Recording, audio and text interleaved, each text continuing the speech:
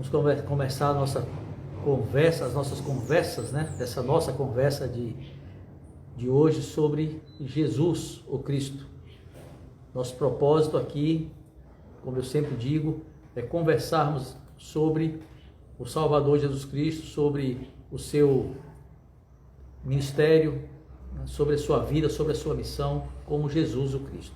Eu sempre digo, e não vou deixar de ter essa oportunidade de dizer, não vou perder essa oportunidade, de que isso aqui não é um curso, gente, isso aqui não é uma aula, isso é uma boa conversa.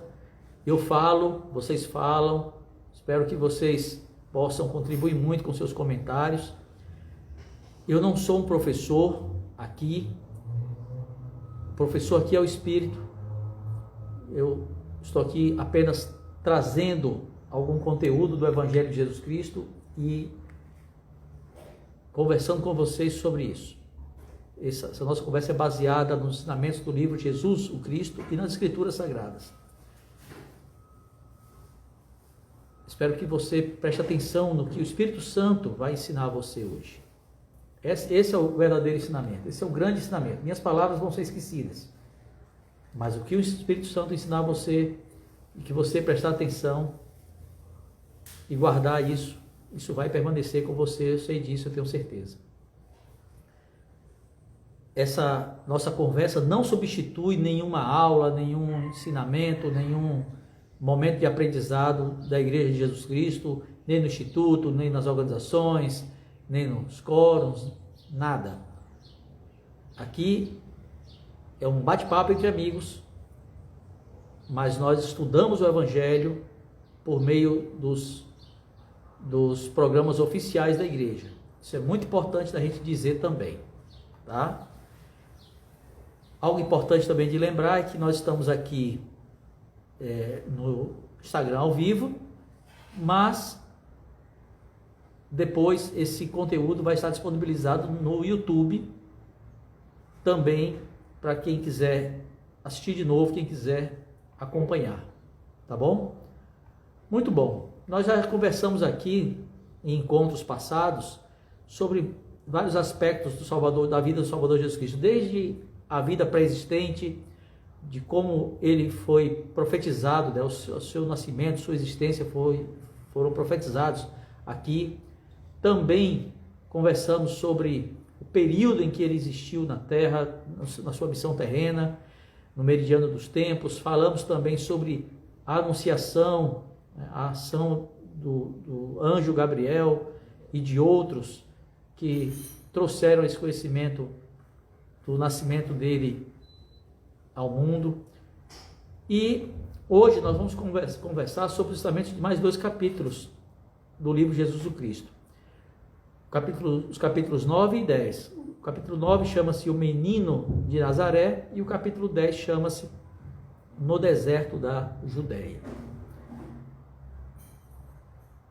Quando Jesus Cristo nasceu, nós vamos lembrar aqui que ele esteve com seus pais ali em Belém e o anjo, nós já falamos sobre isso aqui, o anjo alertou José para fugir para o Egito porque queriam matar o menino. Tanto é que mataram todos os meninos, né, por ordem de Herodes, que viviam em Belém até 2 anos de idade.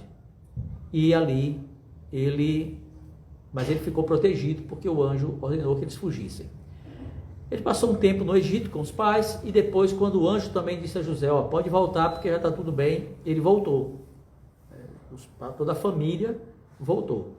Só que ali, na volta, naquele momento, José pretendia voltar para Belém, mas o anjo alertou José de novo, não vai para lá não, não vai ali para a Judéia não. Belém fica na região da Judéia.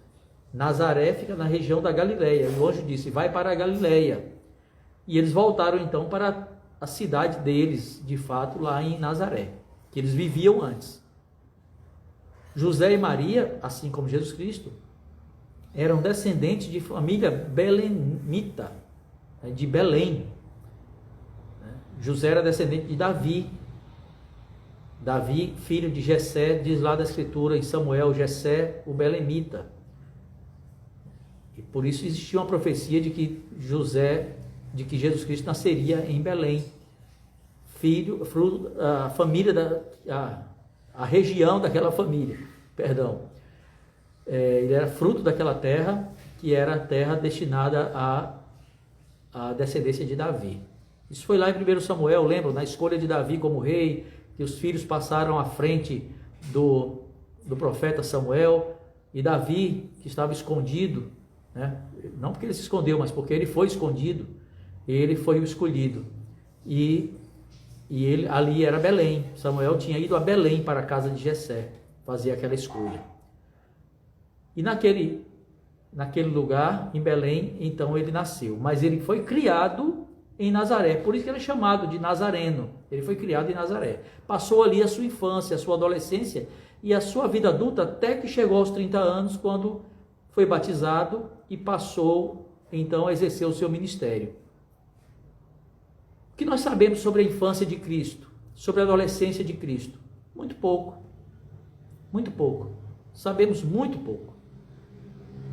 Em Lucas, nós lemos, ele começa o relato dele dizendo assim: e o menino crescia e se fortalecia em espírito, cheio de sabedoria, e a graça de Deus estava sobre ele. Ele ia crescendo e aprendendo. Quando completou 12 anos, ele foi levado pelos pais para Jerusalém, para a festa da Páscoa, que ocorre todos os anos. Os pais iam a Jerusalém todos os anos. O relato é feito aqui de ele ter sido levado aos 12, talvez porque aos 12 o jovem já tinha a capacidade, o direito de ser recebido como um membro da comunidade. Então ele podia ir ao templo, ele podia ter uma certa distinção ali, como naquele momento, aos 12 anos. E eles passaram lá os dias da festa. Quando voltaram, estavam numa caravana. Não é uma caravana como a gente faz para os templos hoje, né? Num ônibus, não era assim. Cada um na sua carroça, aquela fila interminável. Eles faziam isso para proteção na estrada, né? Para não ir sozinhos. E acontece que os pais pensaram que ele estava na carroça de algum amigo ali. Foram procurando, não acharam. Já tinha um dia de viagem já. Voltaram para Jerusalém. Quando chegaram lá, procuraram. As escrituras dizem que eles passaram 3 dias procurando Jesus Cristo. Até que foram ao templo. Talvez alguém tenha alertado, né? Menino, 12 anos, tem um lá no templo, lá, assombrando os doutores da lei. Talvez eles tenham alertado e eles foram lá.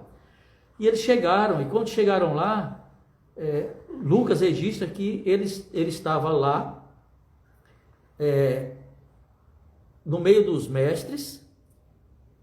E Lucas diz, ouvindo-os e interrogando-os. Mas a versão inspirada das escrituras, a tradução inspirada, diz que ele estava lá no meio dos doutores e eles estavam ouvindo-o e fazendo-lhe perguntas. Ele era o grande mestre ali. E ali, o Salvador, aos 12 anos, foi encontrado por José e por Maria.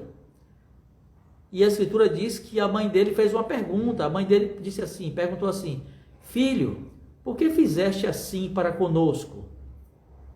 Eis que teu pai e eu, ansiosos, te buscávamos.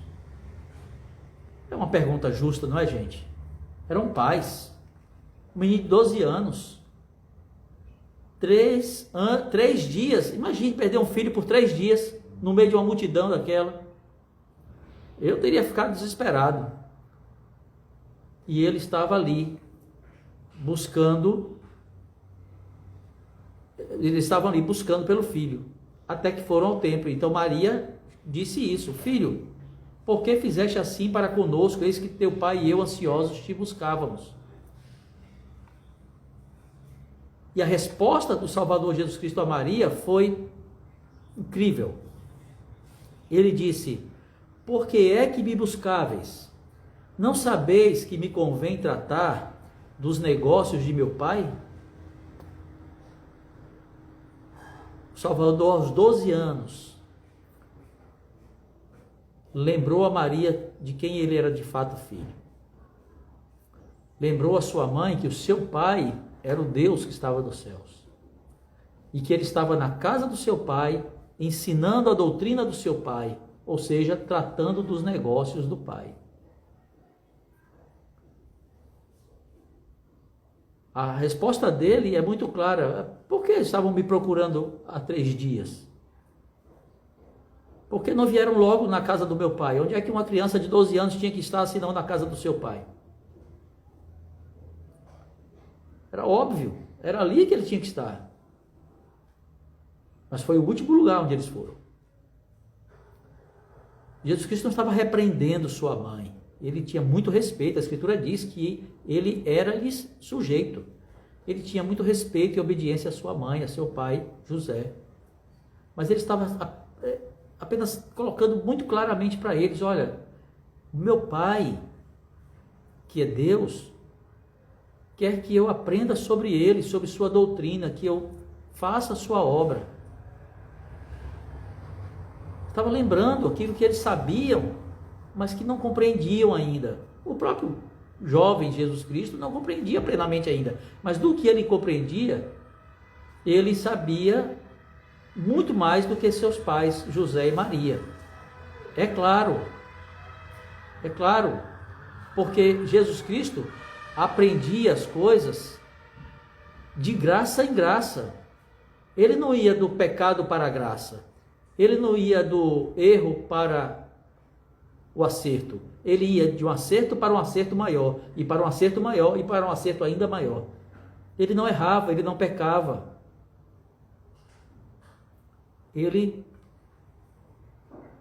O que ele era ensinado, não pelos homens, porque os homens não podiam ensiná-lo, mas pelos anjos, talvez por outros personagens, anjos, né? Também chamados de anjos, era a doutrina, e ele, ao aprender, aprendia, sem esquecer.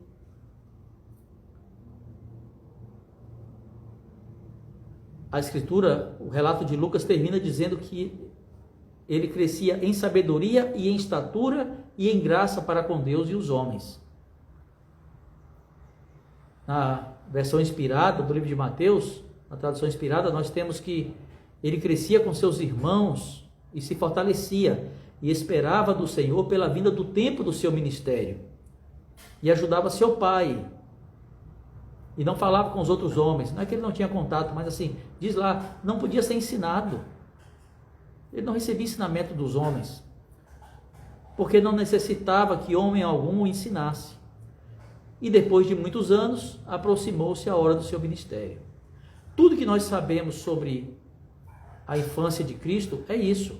João testificou, como registrado aí no Doutrina e Convênios, que ele cresceu de graça em graça até receber a plenitude. Ele não nasceu já sabendo, eu sou o Cristo, o Filho de Deus, vou fazer isso e isso a cada minuto. Não, ele foi aprendendo na sua vida, até chegar o tempo do seu ministério. Graça em graça, como nós. Só que nós vamos do erro para o acerto, do pecado para a virtude. Ele ia de virtude para virtude cada vez maior. Essa é a diferença dele para conosco. Tudo que nós sabemos sobre a infância de Cristo é isso. É isso. Existem muitos relatos sobre o Salvador. Muitos. Tem uma pergunta aqui da Keiflas Artes. Muito obrigado por sua pergunta. E sobre ele ir na Índia, quando ele foi lá? Keiflas, e isso serve para qualquer outro ensinamento que existe dado sobre Jesus Cristo ter visitado outros lugares enquanto estava no seu ministério em Jerusalém. Sabemos que ele visitou outros lugares porque ele disse, tem outras ovelhas que não são desse aprisco. Mas isso ele o fez após a sua ressurreição. Do período em que ele estava ali, aqueles 33 anos em que viveu fisicamente na terra, ele viveu onde ele estava, em Jerusalém e naquela região ali em torno. Não há nenhum registro escriturístico, não há nenhum registro doutrinário, não há nada que a gente possa dizer como confiável que diga que ele saiu além dali. O próprio Salvador disse que ele não iria aos gentios. A pregação foi levada aos gentios depois, pelos apóstolos. Paulo foi até a Europa. Mas o próprio Salvador disse que foi enviado à casa de Israel, não aos gentios.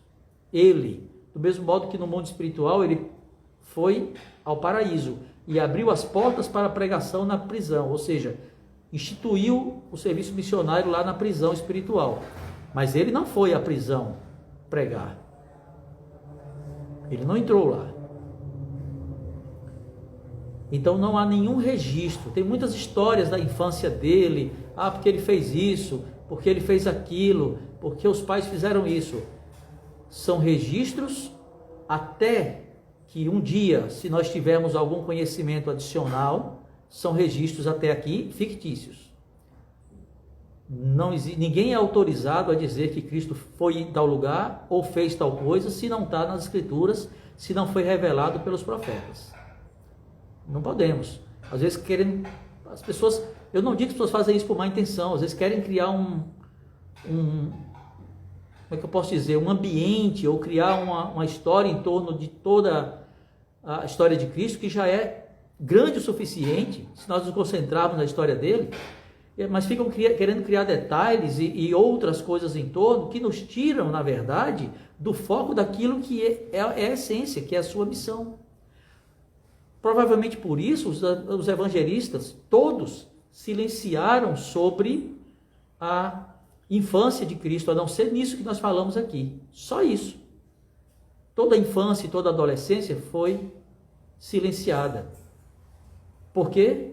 Porque o foco é falar sobre a missão dele, que ele cumpriu a partir do seu batismo, incluindo o seu batismo.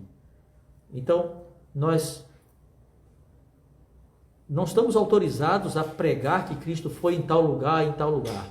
Existem alguns escritos a respeito disso, mas não são escritos neste momento que nós temos como autorizados. Se um dia recebemos esses escritos e eles forem declarados como autorizados, eu não tenho problema nenhum em receber conhecimento novo. Problema nenhum. Não, tudo está selecionado só num livro e aquilo ali. Não. É eu querer encaixar Deus na minha caixinha. Não tem problema nenhum em receber ensinamento novo, conhecimento novo, desde que venha pelas vias autorizadas por Deus. Não por qualquer estudioso ou pensador, seja o que for, ou um historiador ou um arqueólogo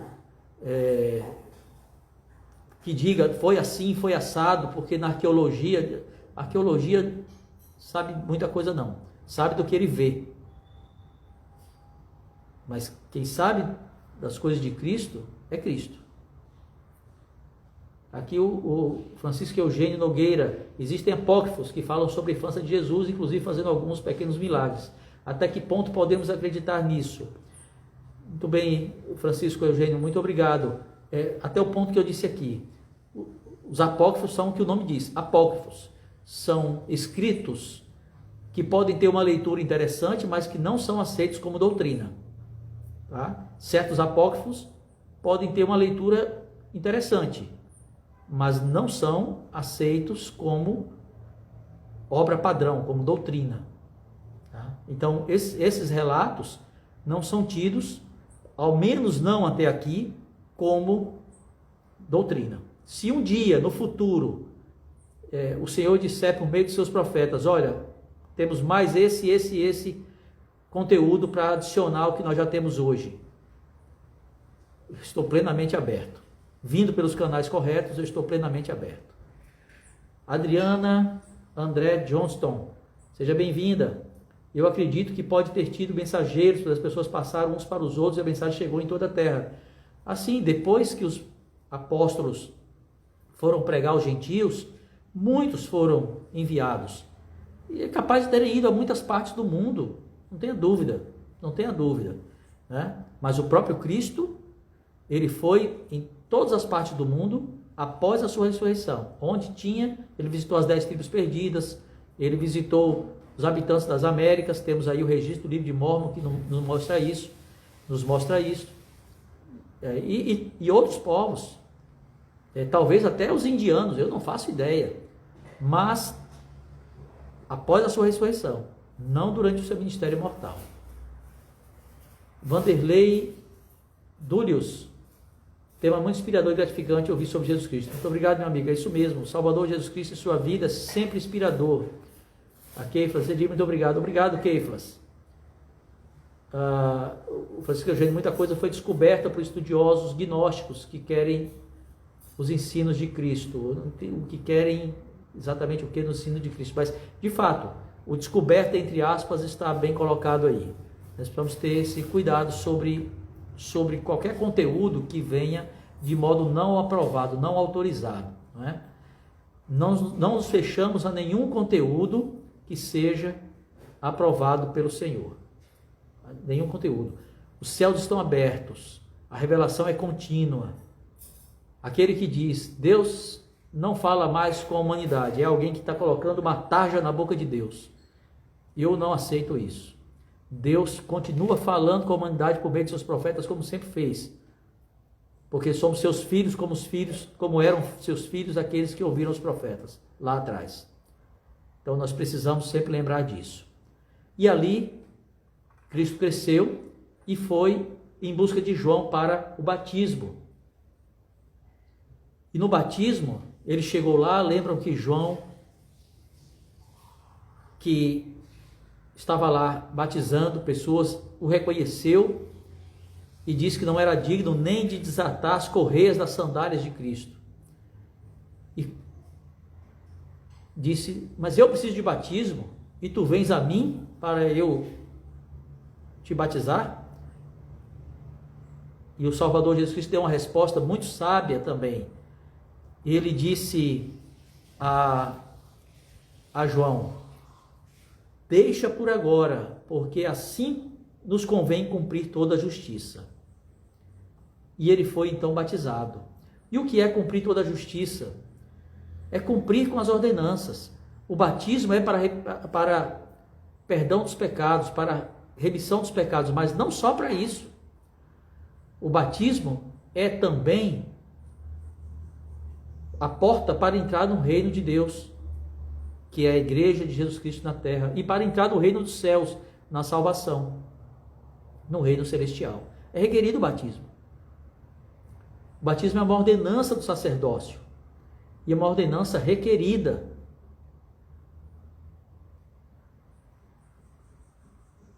Nós sabemos que não é exigida essa ordenança de quem? Das crianças. As crianças que morrem são salvas em Cristo.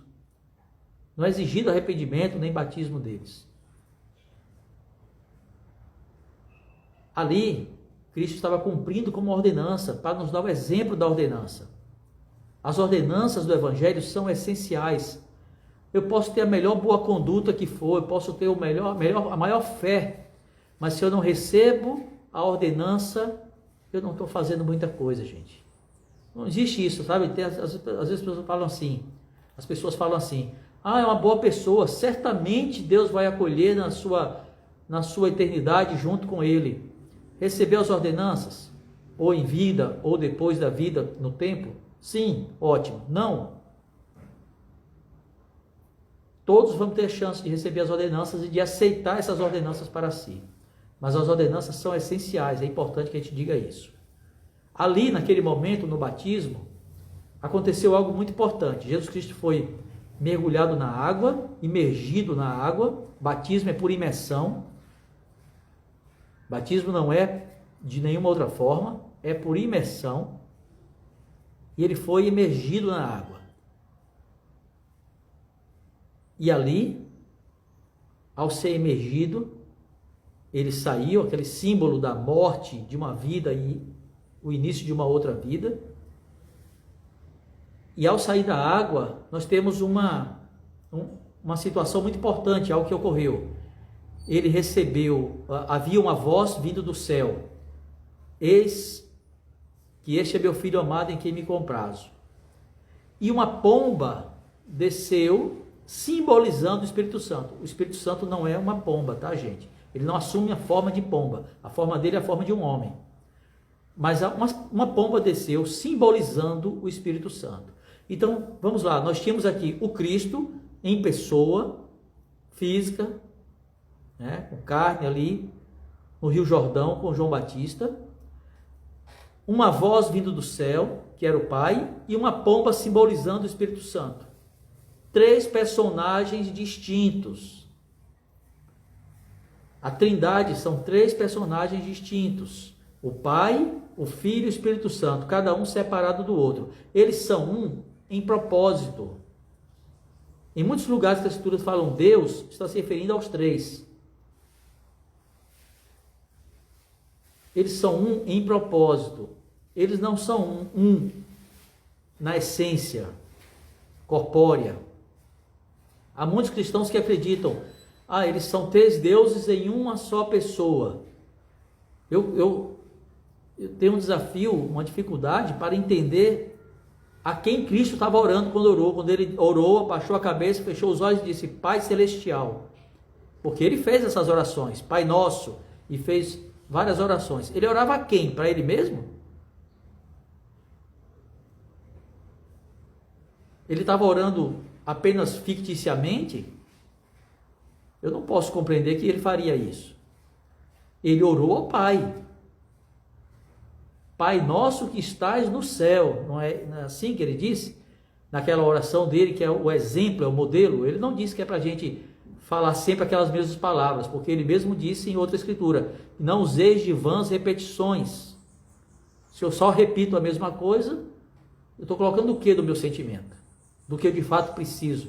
Ele deu um modelo, chame seu Pai Celestial, e aí ele agradeceu por várias coisas, pediu algumas coisas, e ele disse, e termine a sua oração, ore a sua oração, faça a sua oração em meu nome, ou seja, em nome de Jesus Cristo. Na oração do Pai Celestial, a oração do Pai Celestial é um esqueleto, esse esqueleto está lá desenhado. Chama o Pai Celestial, agradece, pede e termina em nome de Jesus Cristo. Presta atenção lá no Pai Nosso. Ele não disse, você vai dizer sempre essas mesmas palavras. Porque isso é vã repetição. Eu estou colocando o que meu ali? Eu estou pedindo ao Pai o que? É a mesma coisa há mais de 2000 anos sendo pedido, e eu não tenho coisas minhas para pedir a Ele, para agradecer a Ele, da minha própria vida. Percebe que isso perde a sua conexão com o Pai? Você está só repetindo uma coisa, e é o seu sentimento, a sua conexão pessoal com Ele. Você estabelece isso por meio da sua oração pessoal, conversando de fato a Ele, falando dos seus desejos, dos seus desafios, pedindo perdão pelos seus erros. Quando Ele disse, não nos deixe cair em tentação, é um bom pedido, mas Ele também está dizendo ali na entrelinha, você precisa reconhecer que somos tentados. E você precisa reconhecer que você erra. Peça perdão. Então nós precisamos pedir perdão. Nós precisamos agradecer. Nós precisamos pedir coisas. A oração precisa ser plena, não pode ser mecânica. Então ali naquele momento, só esse momento, essa cena do batismo de Cristo já deveria servir para a gente entender que são 3 personagens.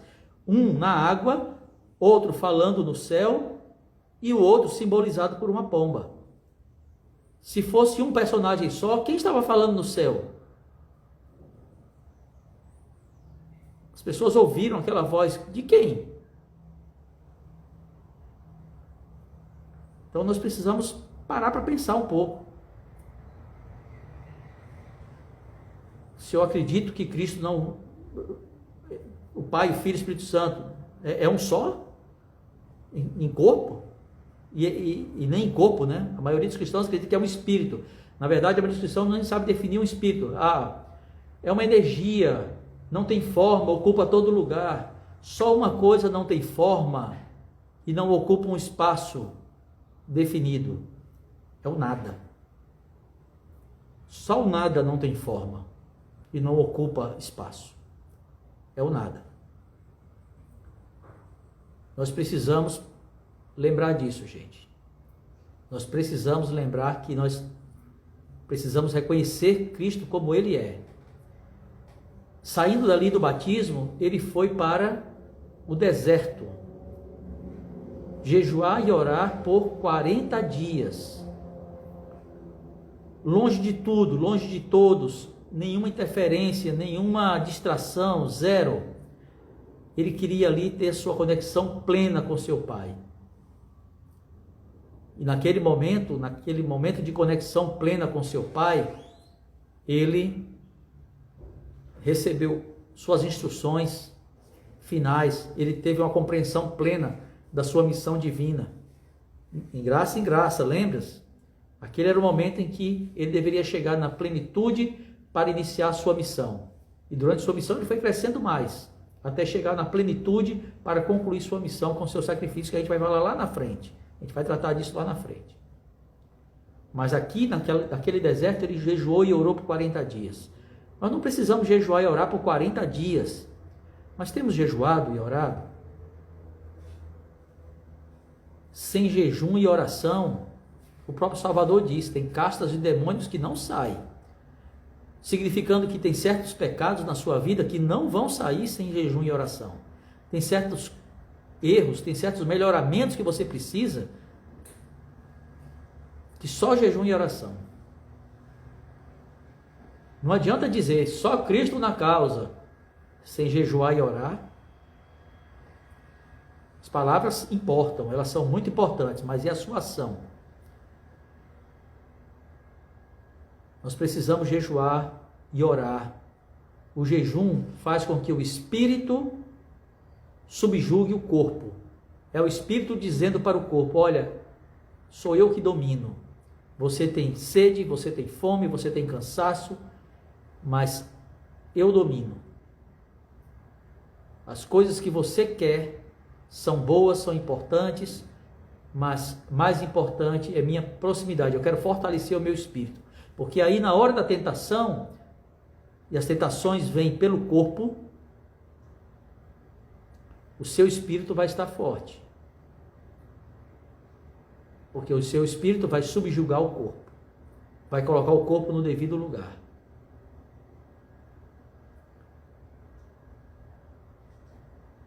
Então ele foi ali e ele passou 40 dias ali, orando e jejuando. Ao final daqueles 40 dias ele estava com fome. O seu corpo estava faminto, fraco. E naquele momento de fraqueza física, quem se apresenta? O inimigo, Satanás, o diabo, Lúcifer. Dê o nome que você quiser. Se apresentou para tentá-lo. Tentar o Salvador Jesus Cristo.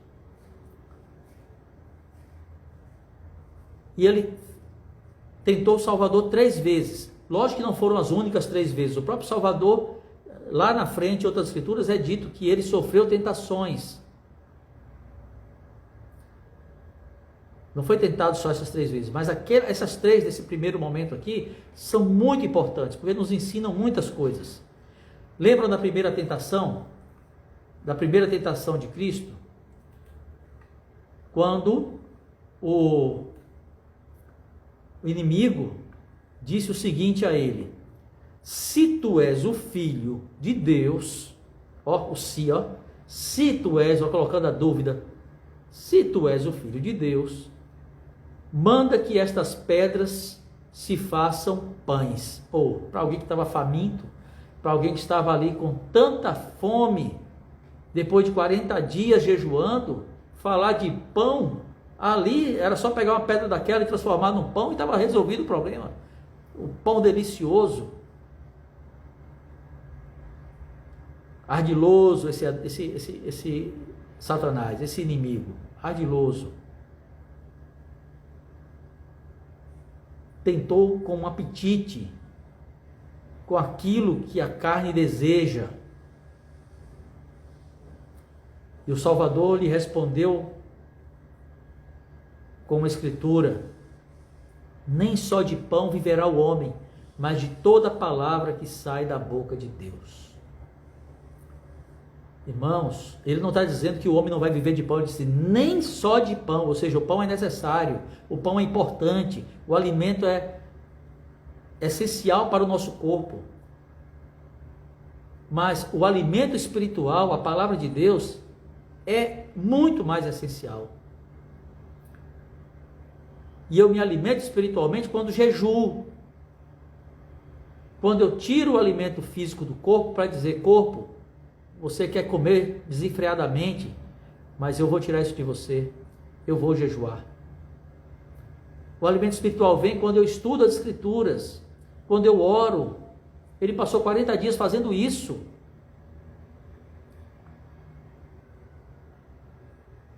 Nós precisamos aprender com esse exemplo do Salvador. Quanto tempo você tem reservado para Deus? Quanto tempo no seu dia Deus tem disponível da sua atenção? As migalhas? Ou um banquete?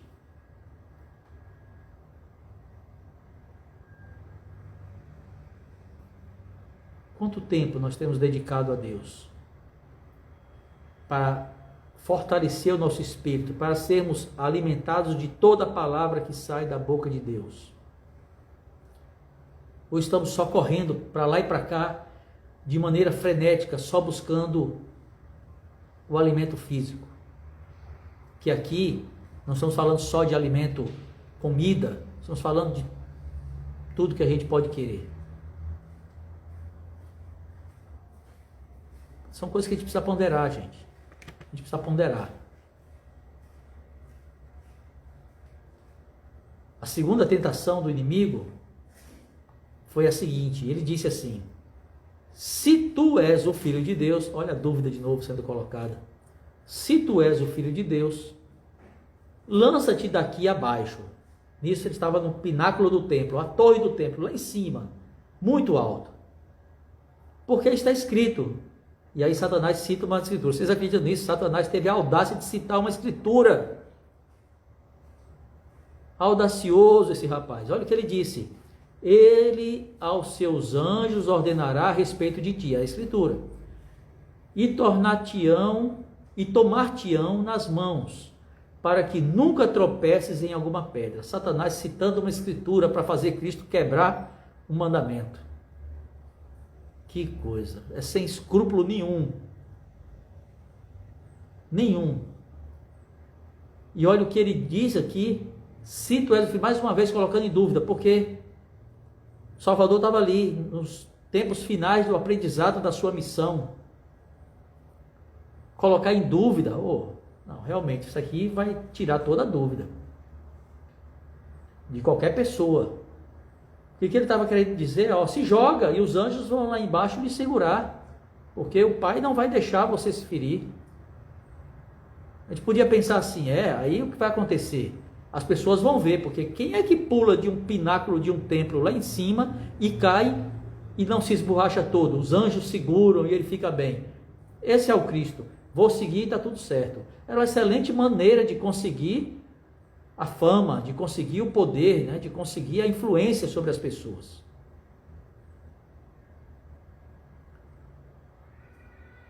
Mas o Salvador Jesus Cristo respondeu ao inimigo com outra escritura. Ele disse: também está escrito, não tentarás o Senhor teu Deus. E aí cada um de nós precisa pensar assim: eu estou tentando a Deus? Como é que a gente tenta a Deus? Como é que a gente tenta a Deus? Porque quem tenta é o inimigo, né? A gente não é para tentar, a gente é para fazer. Mas às vezes a gente tenta o inimigo, brincando com as palavras aqui. Mas às vezes a gente tenta o Satanás como o inimigo queria que o Salvador fizesse. E como é que a gente tenta a Deus? Quando a gente se coloca em situação errada, em lugar errado, em conduta errada, em ambiente de postura errada, que a gente sabe que aquilo está errado, mas a gente se coloca com algum desejo de benefício nosso. Com isso aqui eu vou ter mais poder, eu vou ter mais influência, eu vou ter isso, vou ter aquilo, vou ganhar isso aqui mais. Sempre é com algum benefício. Quando a gente se coloca nessa situação, nessa posição, e nas entrelinhas dizendo ali, mas Deus vai me proteger. Você vai lá para o inferninho, para a baladinha lá do inferninho, não, mas eu estou com Deus, Ele me protege onde eu for. Então é assim, tu vai para o terreno do inimigo e dizendo, não, mas eu estou com Deus, não se preocupe não, Ele me protege. Isso é tentar a Deus. Mente e depois, mas Deus me protege.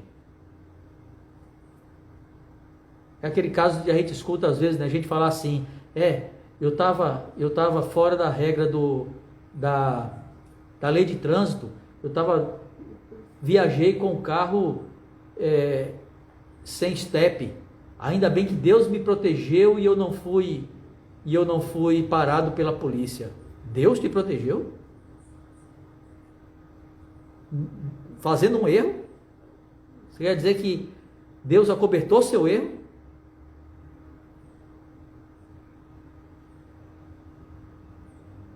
Gente, a gente precisa parar de tentar a Deus, fazendo coisas que a gente sabe que está errado, mas que ainda assim a gente faz e quer que Deus nos proteja nessa situação.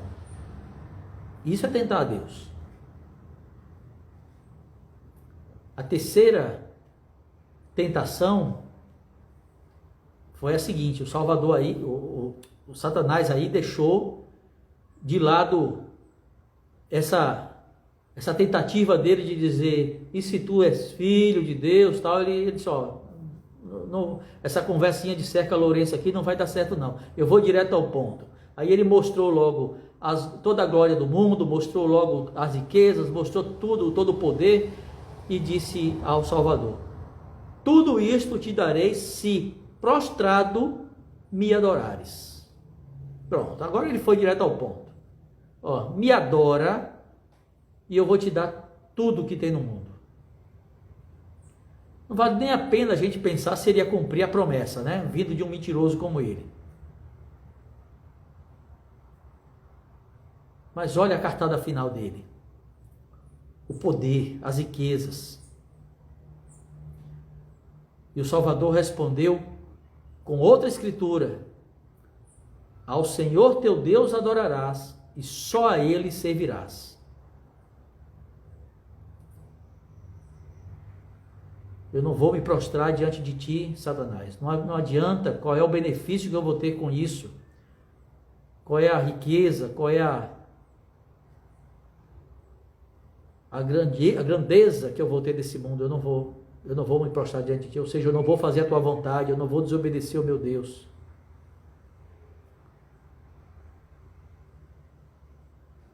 E o Salvador disse, vai-te, Satanás, que é o que todos nós devemos fazer quando somos tentados. Todos nós devemos fazer isso quando formos tentados. Essas três tentações que Cristo recebeu, o pão, a fome, a segurança, né, de ser colocado lá ao pular do edifício, que ali nós podemos, e a fama que se trazer, né, a influência dele, e o poder do dinheiro. Essas três tentações esses três pontos de tentação são os três pontos nos quais estão baseados toda a tentação que nós temos nessa vida. Não importa a tentação que você vai receber nessa vida, vai estar baseada em um desses três pontos. Ou dos apetites, e aqui nós estamos falando só de alimento, nós estamos falando dos apetites da carne, dos desejos da carne, apetites sexuais, apetites de qualquer natureza que seu corpo possa ter. Drogas, bebida, compulsões de todo tipo. Sempre é por meio dos apetites ou por meio desse desejo de influência, de fama, ou pelo poder, pelo dinheiro. Qualquer tentação que recebemos nessa vida está baseada em um desses 3 pontos. Preste atenção. Observe. E o nosso dever é fazer como Cristo. Se prepara para isso com jejum e oração. Se prepara para isso estudando as Escrituras, porque ele só respondeu às Escrituras porque ele conhecia as Escrituras. Cada tentação ele tinha uma Escritura na cabeça para rebater aquele pensamento. E isso é só porque ele sabia. E porque ele tomou a decisão de dizer: vai-te, Satanás. E é a decisão que nós precisamos tomar. Nós precisamos lembrar, gente, de que se nós não estamos indo em direção a Deus, nós estamos indo em direção ao inimigo. É assim que funcionam as coisas. Nós precisamos fortalecer o nosso espírito, nós precisamos viver o Evangelho, realizar as ordenanças. O batismo é uma ordenança, como já vimos, mas existem outras ordenanças do Evangelho. Nós precisamos receber todas as ordenanças e realizar os convênios que são associados a essas ordenanças. Ah, mas eu vou para a igreja. Toda semana eu estou na igreja. Ótimo, tem que ir mesmo. Mas ir para a igreja não é suficiente. Tem muita gente que está ativo na igreja, mas inativo no Evangelho. Nós precisamos viver o Evangelho. Ir para a igreja é parte disso, mas não é o todo. Não é o propósito final. É um meio. Precisamos viver o Evangelho na nossa vida, no nosso dia a dia. Orar todo dia, estudar as Escrituras todo dia, jejuar regularmente. Aí nós estamos nos preparando para vencer o mal. Ou, caso contrário, a gente vai estar passível de sucumbir às tentações. Ah, mas eu sou imperfeito. Todos somos imperfeitos. Todos somos imperfeitos. Não vamos alcançar a perfeição plena nessa vida. Nessa vida nós estamos aqui para nos aperfeiçoar até nos tornarmos perfeitos como é nosso Pai que está nos céus, que foi a missão que o Salvador Jesus Cristo nos deu a todos nós. Sejam perfeitos como perfeito é vosso Pai que está no céu. Mas não vamos atingir isso na plenitude nessa vida. Vamos atingir até onde alcançarmos essa vida. Mas ser imperfeito, cometer imperfeições, é parte disso. Mas isso é diferente de ser rebelde. O que é ser rebelde? Rebelde é quando eu ajo deliberadamente contra o mandamento de Deus. É quando eu sei o que é certo e eu faço o errado. É quando está diante de mim o que é certo e eu escolho o que é errado. Isso é rebeldia. Isso não tem a ver só com imperfeição. Imperfeição todo mundo tem. Você é imperfeito. Você é imperfeito. Todos somos imperfeitos. Eu sou imperfeito, todo mundo é imperfeito. Mas rebeldia é outro nível. E nós precisamos fugir disso. Tem aqui alguns outros comentários. O Francisco Eugênio Nogueira disse aqui: quanto à ida à Índia, querem vincular os ensinos de Cristo ao budismo e o que foi relatado pelo Buda. Isso para mim é querer diminuir a Cristo. Existem muitos ensinamentos religiosos ao redor do mundo, de muitas religiões, nos quais se encontram muitos elementos do cristianismo. E é natural que seja assim. Porque a verdade é uma só. Embora algumas pessoas tenham talvez modificado certa parte da verdade. Mas eu acredito que muitas pessoas receberam mensageiros e receberam a mensagem, ou pelo menos parte da mensagem, a parte que lhes cabia naquele momento, e dali tentaram fazer o seu melhor. Nós podemos ver os nossos irmãos que são seguidores do islamismo, Tem parte da verdade ali, tem parte da verdade espalhada em todo lugar. Algumas coisas não combinam com o cristianismo, mas algumas coisas são parte da verdade. E isso vale para tudo, para todos os segmentos religiosos. Nós precisamos buscar onde eu encontro a plenitude da verdade. Em a Igreja de Jesus Cristo dos Santos dos Últimos Dias. E com a plenitude da verdade eu consigo ter uma compreensão plena sobre a vida, a missão e a obra do Salvador Jesus Cristo. Adriano André Johnston, a natureza divina dele também foi tentada. Sim, ele foi tentado de todos os modos. Silvana Penassi, vícios, não ter o autocontrole. Sim, não ter o autocontrole é um problema sério. O autocontrole é tudo. Gente, tudo que nós podemos dar a Deus, né? Não dar a Deus, dar a Deus é o nosso arbítrio, a nossa vontade, o nosso desejo. É tudo que Ele quer de nós. Ele não quer tirar o arbítrio da gente, é nesse sentido. É no sentido de, como diz a Escritura, fazer a vontade do Pai. Porque a Escritura diz que o Salvador fez isso, né? Deixou de lado a sua vontade e sujeitou-se à vontade do Pai. É tudo que o Pai quer. Que nós façamos a sua vontade, não a nossa. E a única coisa que nós temos de nosso aqui nessa vida é a vontade. Todo o restante recebemos dele. Dinheiro, fama, poder, o que for que você tiver na sua vida. Tudo veio de Deus, nada veio de você. Inteligência, capacidade, do que você aprendeu, tudo veio de Deus. Agora, o seu arbítrio, ou seja, o seu direito de escolher isso ou aquilo, isso é seu. Mas você está disposto a ceder isso a Cristo, ou seja, dizer assim, eu tenho o meu arbítrio para escolher, e eu escolho fazer a sua escolha. Eu escolho a sua escolha. A minha vontade é fazer a sua vontade, a tua vontade. A minha escolha é fazer a tua escolha. Quando estivermos dispostos a fazer isso, e isso é autocontrole sobre os apetites da vida. Os vícios estão incluídos. E sobre tudo mais. E sobre tudo mais. Francisco Nogueira disse também, é a diferença entre errar inconscientemente e errar deliberadamente. O erro nunca é inconsciente, viu, irmão Francisco?